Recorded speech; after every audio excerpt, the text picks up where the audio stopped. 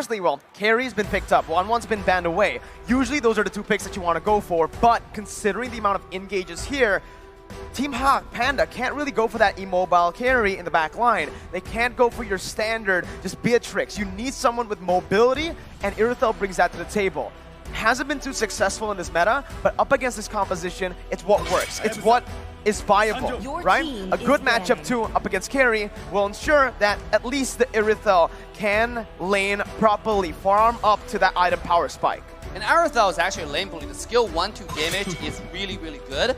And I was expecting him to ban Hayabusa here. So if you think about Irithel and Eve early game, they're lacking a lot of mobility. Yes, Irithel, once it gets the ultimate, the heavy crossbow, you can run really fast. You can start doing a lot of damage. But before that, you're more like just a Layla type of marksman. Yeah, you're waiting. Exactly. Same as Eve. Talking about lack of mobility. So yes, they're going to ban the Hayabusa. Are we going to see the Fanny ban coming up? Oh yeah, it's odd in high-level MLBB play, especially when we're talking about the past 6 to 9 months, to see a Fanny out there in the open. And now that we're taking out junglers, given that Team HAQ nor Echo have a clear answer, there, speak of the devil, banning out the Fanny. Too risky to actually leave it open, right? They do have the first pick, but it just shows you that Team HAQ have another pick up their sleeves, right? I mean, you don't want to Fanny into a Croc or a Cho. Exactly. There's a wall, there's a lockdown ability too for the Fanny, but it's just a good setup for Echo too. Right now, Martis being banned away. Gary, first pick in the second phase for Team HAQ. Right now, I mean, Team HAQ, they miss ball control. I mean, look at their comp right now. Irithel, Eve, yes, you have slow, but you don't have hardcore CC. So you're missing those key engages. Are we going to see the Lolita coming out to initiate those fights so you have follow-up damage? Yep, there's nothing on demand. There's nothing that can confirm, like with very little clapback, because right now, it's only really that Yu Zhong, right? Petrify, without the ult, without the combo, you're waiting on cooldowns. Dyroth. It looks like they're holding it back. This is a signature pick for Gary, and the swing back from Echo, it's very fast. They go ahead, get that Farsa. They're fighting on range for range here. Now you can really understand why they went for the Ling ban, the Martis ban too. Just two heroes that can really threaten the back line. That's very present here for Echo. And the final pick, it is going to be the Grok into the jungle. Lapu picked up for Sanford in the XP lane. Final pick for Team HAQ up against this composition. They need dive. They need someone to be able to help the Yu Zhong, or perhaps someone to just help the back line. You need to choose between the two. What do you think? I gotta give that to Miracle, because all this character are flex picks, and that's why those teams who can flex picks are gonna be really strong in the meta right now. They know if Grok put on the silent, go against a Dyroth, for example, it might be really dangerous, or going against Yu Zhong might be really dangerous. So they decided to put him jungle and put a stronger laner on the side. We don't know. There was a time in FPLPH for like 3 or 4 months that Cho went into the jungle. That's not out of the question. True. Oh, you're right. But knowing Yaoi, knowing Yaoi, the Cho's probably going to be on him, and here it is. The Hilda. You called it. It's the Hilda. The Malaysian Hilda. It's so scary, dude. I mean, again, 100% win rate. Todak used this, destroyed Kyrie. Then Team HAQ used it, destroyed the Valley. Absolutely. I mean, but you gotta understand, Hilda is gonna be really strong in the jungle in the early game. But if it gets to the late game, Carry is gonna melt Hilda in like a matter of 2 seconds, right? So can you actually open up the game with Hilda, with Dyroth? Because their early game is looking insane right now. Yeah, so given the snowball, if it does work out for Echo, the whole Malaysian offense might need some reworking, some recalibration to work out for a late game comeback. Ladies and gentlemen, we're about to head into game 1 in this upper bracket bout. The first game in a best of 5. Kanahira Yebombe. And Echo loud and proud for all the fans here in Sinai. And here we go. Game 1 between Echo and Team HAQ. Right off the bat, you can see Hilda is already finding her way into the opposition jungle. Here it comes, but we're gonna have a red star, seems like. Yep. It's a mirrored start, and you called it. It's Grok in the jungle. Yep. The Grok in the jungle. It's, again, just something that's really flexible, right? That's the only thing I have to say. We haven't seen much of this right now. Min actually still jumping into the enemy jungle onto Carl TZ. Min's gonna be stunned up as Sanji jumps in with the rotation. That's gonna be the wall popped in, and Min's gonna be caught low. Has a sprint. Sanji the flicker finds first blood, and there you have it. That's the loud and proud from Echo.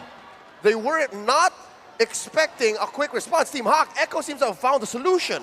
Yeah, but a lot of times what Team HAQ does with Hilda is they will die a few times in the early game just to grant vision. Sometimes they just don't care about this early game death. They know, okay, I'm going to sacrifice myself, but the vision is more important. You can see Hilda, despite the death, is now making her way onto the bottom side to find more aggression already. But the question is, was it 400, 300 gold in the first minute worth it, right? Yes, absolutely. I mean, oh, here we go. There's a lot being placed in with a wild charge, and even that Jeet Kune Do. Yaoi picks it up in the end, and it's still just 2-0. Great start for Echo. Dave, I said, was it worth 300, 400? Now is it worth 1,000? Top side. Another pickup for Team HAQ. Now they have really opened up the map on the top lane. 12 seconds before the turtle. Panda is going to be dove on that final hit, and he fades away. Benny picking up a whole lot of turret gold too, and it's 1,000 on the board already for Echo. Yeah, I mean, yes, you have 1,000 gold lead, and turtle is coming up, and look at both side jungler though. Bottom lane. Min able to dish out so much damage, but Benny still is able to survive. Meanwhile, on the top lane, Yaoi finds the Jeet Kune Do flicker, brings the jungler back to Sanji for him to pick up, and it's turtle number 1 secured by Echo. Dave, are you seeing this? It's about 2K ahead in 2 minutes. Yeah, I know, it's absolutely insane.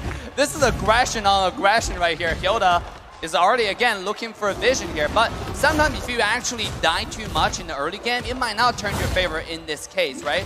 Min, even though like he's in the enemy side, he's finding this vision, and Kawatizi knows this, but it doesn't seem like it's getting too much done besides just dying over and over again. He's a distraction, and right now he's trying to buy as much time as possible. So Yaoi jumps in with the Jeet Kune Do, bringing him back with that Way of the Dragon. Min's gonna fall for the 3rd time in this game, and it's still just Echo controlling the pace of the game. Despite that Way of the Dragon being slightly off angle, there was enough damage between the 3 members of Echo to punish Min. Yeah, absolutely. I mean, Hilda right now going in, this is something, even though he's dying though, I gotta give them benefit because we saw the game that Team Valley went against, right? Even though Hilda was dying, but he was distracting so many people. And the other lanes are farming because Hilda know exactly where your opponents are. So this might be something they're doing right here as well. Well, there's still maybe a couple more turtles for them to hedge on that. Yeah. But right now, Echo seems to still be on top of the just to-do list for Team HAQ, right? You kill the Hilda, and then you move on and convert. It doesn't really bother the laners of Echo. Doesn't at all, right? They're even just grouping up here as in the top lane here, the XP lane. It's 1v1, Lola versus Sanford. Lola using that Petrify earlier to regain some HP, as in the bottom lane, the gold lane. It does seem like both Man and Panda has been taken low by a dive attempt by Echo. Yeah, but it just trade off on skills. But you can see Echo does have the control on the map. Despite the Hilda, I mean, they really thought about how to counter this guy. Even though the early game, I thought they wouldn't have the damage to kill someone as beefy, as tanky as Hilda, but I was proven wrong. And now the second turtle is spawning. You can see Echo is already in position to contest this objective yet again. It's just full control right now for Echo. 2.4k gold lead, a lot of gold being placed into one of the core members. We said it, Sanji on the Farsa, 2-0-1. You got wave clear, you got poke, and on the Farsa, you have the wings by wings. That's additional rotation speed across the map. Team HAQ don't really have an answer to that right now. Well, there was a small response from them. Can Gary get out? He's okay. I think this is the response from Team HAQ, is just try to pressure Benny. Send dudes down into that gold lane. Yeah. I mean, look at Yaoi here on the bottom side, getting vision from the Hilda. Let's take a look at item right now as well as emblems. It's like both sides are picking about a similar, you know, for marksmen. They just want to have a safe laning phase. Yeah, what worries me is the difference between the different junglers, right? It's a clear tank utility jungler on front. But wait, Yaoi! An uncharacteristic miss from Yaoi as he gets punished. Min picks up a kill.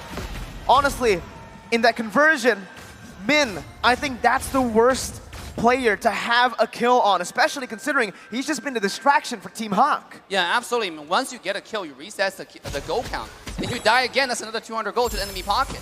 Especially you lose the key winning condition, which is the vision factor. Yeah, but at this point, I think HAQ, HAQ, is just happy to have a kill, right? Punish the lover boy, and they go from there. Just as you say it, they get another in the gold lane, actually ambushing KTM and finally getting a grip back on the game.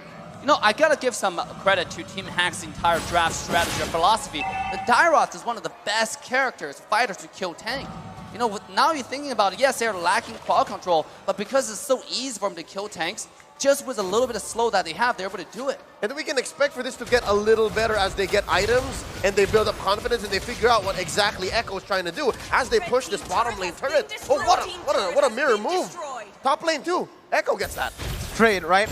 XP for gold, and Lola had to just give up that XP lane. Knowing he was playing the weak side of the map, he would much rather just come to the mid lane, rotate over, and help the other members. But right now, it does seem like Yaoi wants to look for just additional mid control with Sanji, as that is actually going to be Yaoi once again poked down by Min. Mon's rotating already, but pay attention to Echo's positioning. It's called, he jumps into the wall charge. Sanford joins in, and it's an all-out collapse. Called, he's going to fall, but Lola jumps into the back line with Petrify, finding Yaoi. The Furious Dive not able to find them, but Team HAQ have won the team fight. They're going on to the turtle, and this is the turnaround. A tough 5v4 situation for Echo that Team HAQ capitalized on. Dave, HAQ got a turtle here. Yeah, I mean, there are two reasons for the key of the victory for Team HAQ.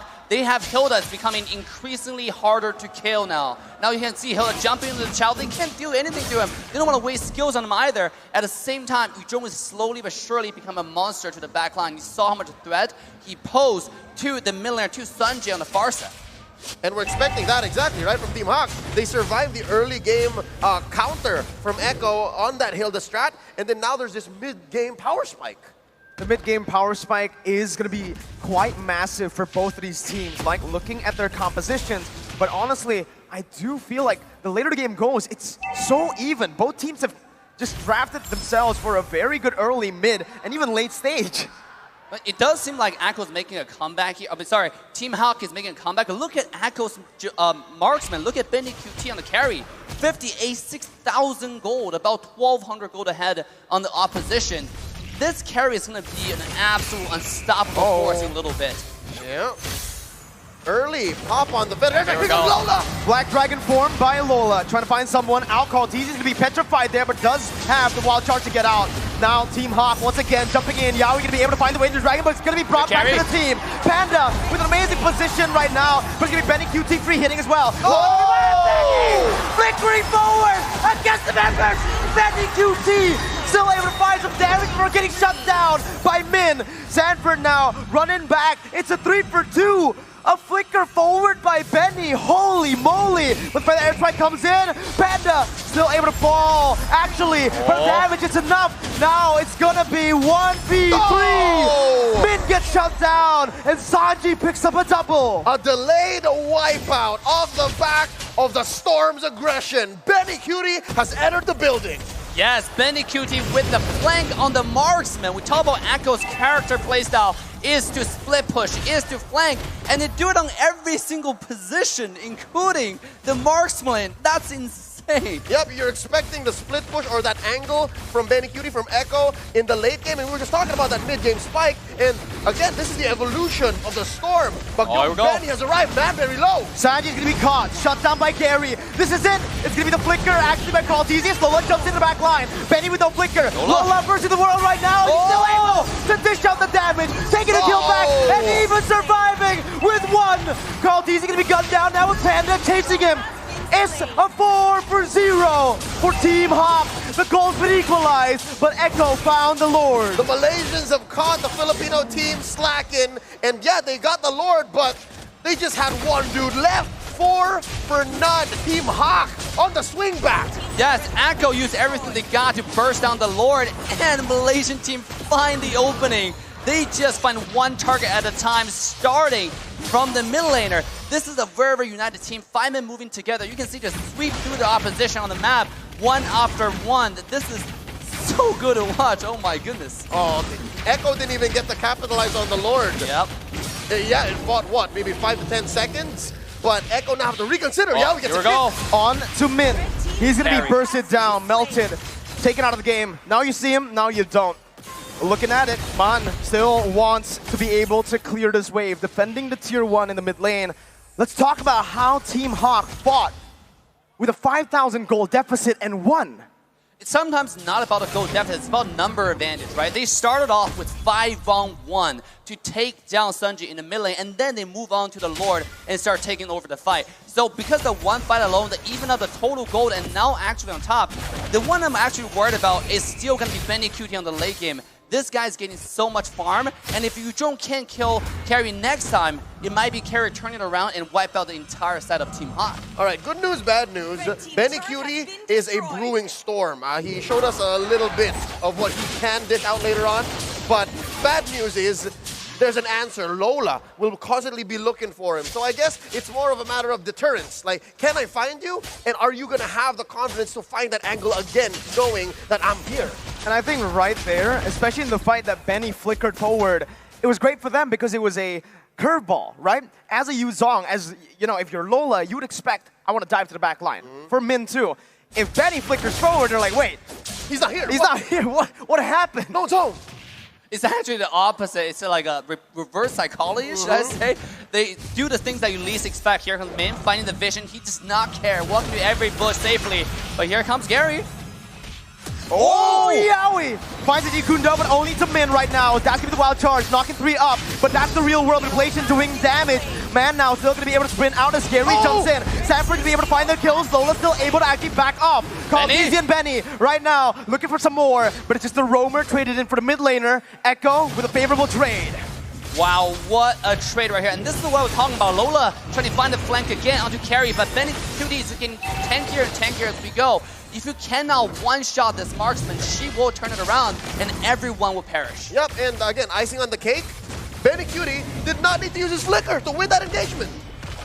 That's so good for Echo. And it's going to convert into this Lord. I just don't know if it's for free. I'm not sure if Team HAQ is even considering going for a contest, but the way the map looks, it looks like, yeah, Echo is going to score a Luminous Lord. Ooh. That's going to be really tough for Team HAQ. Even while they had the gold lead just for a bit, they weren't able to convert on objectives. Now, they're finally able to find a turret tier 1 up top, trading it for the Lord. But with this composition, Echo just has a bit more to say when it comes down to sieges. Yeah, absolutely. You have Farsight with a lot of pressure with the ultimate. Lord is going to go down from the top side. That means the mid 2 towers are not going to stand for any longer. Yep, given that the first Lord, yeah, Echo just flubbed that. THQ, they defended so well. Now, the minions have become enhanced even more, so they can leave lanes and start going. Oh, Sanji popping an early feathered airstrike. Yeah, we looking for an angle. Can he get it? All right, main artery penetrated. Echo making moves on the map. Tier 1 taken down in mid lane as they focus once again to rotate across the map. Min already positioned. Sanford spots him, but Min still wants to just act as a distraction, buying as much time as possible. Meanwhile, though, you do see in the mid lane and even in the bottom lane, the tier 2 was taken down. Team HAQ still able to micromanage really well, taking the Lord down and defending pretty well. Yeah, they only lost, I think, like 2 towers, one on the bottom side, one in the mid. I mean, Echo, even though they synced the wave really, really well, but Team HAQ surprisingly able to pull off this defense. I think largely it's thanks to Eve and Arathel. They're doing all right here. So again, it's another swing back. Echo at the lead once more. A very, very small lead, mind you, but the map is looking blue all throughout. I think that's what happens when you get these major objectives and your opponents are forced to rotate together. See how closely Team HAQ is. Oh, and you can see, honestly, just the way Man's playing, right? He's trying to bait out Yaoi's Jikundo flicker because he does have that Purify, right? Man, notice his positioning. Always somewhat just in the middle or in front, actually. Yep, and I think what that bought for Panda is a lot of gold. Yeah, look at Panda's gold right now. The thing that the worst me increasingly for Team HAQ is Arathel when it gets to the late game, yes, does a lot of damage, but that's only for squishy characters. And if you look at Echo, how tanky their front line is. Oh, Karteezy getting poked out. He's so low. Karteezy gonna have to back off for a bit. Sanford opening up the map once again. That's gonna be the Black Dragon form, popped in by Lola. Instant disengage from Echo, but it's gonna be Benny QT is gonna be the target right now. That's gonna be Sanji caught. He's gonna be stunned up. He's gonna be slain. Min losing immortality right now in front of it, but the real world inflation catches 2. Lola tries to rectify, but he's gonna be melted down. Benny QT once again bringing forward. Benny with the triple kill. Still, somehow, saving the game. Team HAQ, they got that in the pocket. Mon still with Gary, more resources to play with. 3 for 3, what a tough trade. Dave, what happened? Yeah, I would think the most important for Team HAQ's victory there is Min's survival. He survived, is able to do the magic damage needed to kill Carry, because that's probably the only character right now that can do that amount of damage. Of course, on top of you, Gary on the sides, doing the swings, doing the skill 1, 2, 3 combo. So I think that's the only reason that Benny Cutie got taken down. If this character stays alive, that could be Echo complete sweep, and could have been again, actually. Yep, in the long run, it seemed like Echo was out of the woods. It seemed like they baited out almost every possible ult that THQ could put on the map, but so far, it looked like THQ were hiding some aces, hiding some kings, and now look, Yawi. Uh-oh, that's the immortality popped in. Sanji's gonna be caught by the collapse from the Malaysian champions. Once again, that's a 2 for 0. Min and the midst of it all, gonna be caught with the bravest fighter and the stun. That's gonna be Lola jumping in as well. Min gonna lose a lot of HP, but still gonna be able to survive with 1 HP. Ibombe HAQ, they're here to come and play. Oh, check the base. Benny Cutie had to go home and defend. Carl Easy just whacking away at these minions one at a time. It looks like the split push kings are the one who's gonna get split pushed themselves. THQ converting into a straight lord. It's a luminous lord for the Malaysians. What? What a play from Team HAQ. And I gotta say, I see a different level of Team HAQ right here. They're so disciplined. They go on one target at a time. Despite the fact that Man was zoning the entire backline of Team Echo, he quickly made a comeback to reunite with Lola to win that team fight and eventually survive with sliver of health. I'd say maybe in the 5 or 6 major team fights in this 17-minute game, Team HAQ have been so good on the recovery. On a mechanical level, you'd say Echo are just waiting for battle spells, waiting for ults, right? But Team HAQ always have that next level, always have that decision after the post-engage. 3.5k gold lead. The 17th minute of the game with the Evolved Lord, Enhanced Lord still marching down in that bottom lane. This is a tough defense. Can Echo do it? Looking for that first engage. There's a feather there, strike. Slowly but surely, Team HAQ making their way in. Black form. Lola into the midst, jumps in, gets out with a furious dive. That's gonna be the bravest fighter, catching Panda. Instant flicker away by Panda right now. That's gonna be Sanford, still surviving. Echo have cleared the Lord out. Team HAQ deciding to go back to the mid lane. Gets the base turret down, rotating up top. Yawi finds Panda. Furious dive pops in. Benny UT finds the kill on the Panda as Lola's gonna be caught. Immortality pops, and that's Lola falling to the hands of Benny. But Team HAQ have taken 2 base turrets. At the price of your inhibitors, Echo have gone with a stellar defense, and they've sent Team HAQ packing, going home. How can Echo capitalize? I mean, Echo at this point, there's not enough minion wave, and also Team HAQ made a really good decision to retreat really fast. Let's take a look at the team fight. It started off from Yaoi really decisive engage, and I gotta see the wall from KTZ is insane over there. Just blocking 2 people away. You can see Team HAQ just quickly retreated. They want to make sure you don't capitalize on the death. Oh! Yaoi saved the game with the Weighted Dragon now getting caught. Team HAQ looking to capitalize as Echo disengages. Min jumping in, looking for a play. Sanford gonna be caught low as Gary jumps in for the damage. Connects on the 2. Min's gonna lose the immortality as Gary once again is looking for some damage. Benny gonna be caught. Panda does some damage back. Benny finds the killing spree. Bravest fighter to the back line as Panda's gonna be stunned up. That's Sanford dealing so much onto Panda. But here's Lola as well. Panda gonna be taken down. Lola to the back line. Benny with a flicker out. Gary's still low. Benny chasing. It's a shutdown for Benny QT. Damn you, Benny, why are you so good? 11-3-3. Gonna go ahead and help Sanji clear out, but that could have been so much worse for Echo. Team HAQ getting real scrappy. They know they're ahead, but Echo still know the right decision at the right time. The map is against them, but so far it's not over. Here's an evolved Lord. Dave, what's this Lord looking like? Chances for either team to get it? I mean, it seems like it's going to be 80-20 for the favor of Echo right now. They have 4 up compared to only 2. And on top of the fact that here you have Retribution from KTZ, and you have this Shredder from Carrier. Look at Benny Cutie just losing the drop in HP of the Lord in a matter of seconds. Benny. Just Benny. Just Benny. That's all I have to say. Yep. And honestly, that's all we have to say. That fight, he just popped off. It seems to be either Benny gets caught out or Benny just takes over. It's one or the other. And so far, he's slowly understanding more. the decision process for Lola. It looks like he knows more and more better when Lola's going to try to find him. Exactly, and Lola used the dragon form to come looking for him, and that's when, after the dragon's done, that's when Carrie showed up again into the team fight, rejoining the team fight, and actually shredded everybody on the map. They're really fighting this fight well, slowly but surely and steadily. Honestly, looking at how they're going to be pushing now, Team HAQ with the Evolved Lord, right? It's Echo pushing in with a 4,000 gold lead. It doesn't really mean much in the later stage of the game because everybody has gone to a point where it's all full items. How do Team HAQ defend this? I mean, right now with the Lord, and by the way, I like the details from Cartesius now. They block the path for the Lord. This way, Lord's going to take longer to go to the base. Yep. And this will allow more super minions to come out, and that will really help you when you push the base. They're increasing every chance they can get, and here comes the push. Evolved Lord cracking the base. Base turret number 1 taken down. Team HAQ looking for that defense right now as Lola jumps in with a Black Dragon form, just zoning Echo away. Lord at 10,000 HP, melted down. Real world regulation popped in the mid lane to clear out the wave and to zone Echo away. Team HAQ with a masterful defense. Clean from the Malaysian squad, the MPL Season 10 MY champions.